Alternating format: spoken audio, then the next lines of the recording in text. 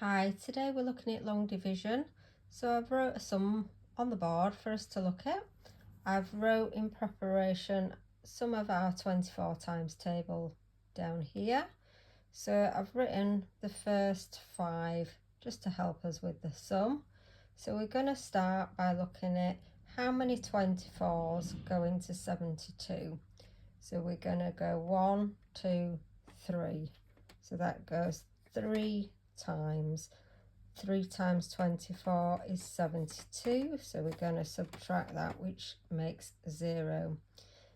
Then we're going to bring down the 3. So 24 into 3 doesn't go, so that'll be 0. So then we'll need to bring the 9 down to join it. 24 into 39 goes 1 time. We're going to put 1 times 24 is 24. We're going to subtract that, so 9 minus 4 is 5. 3 minus 2 is 1.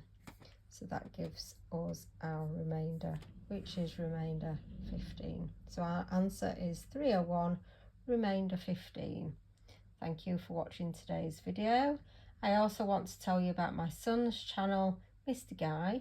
He's doing alien invasion videos, reacting to videos, drumming, product reviewing, and lots of other cool stuff.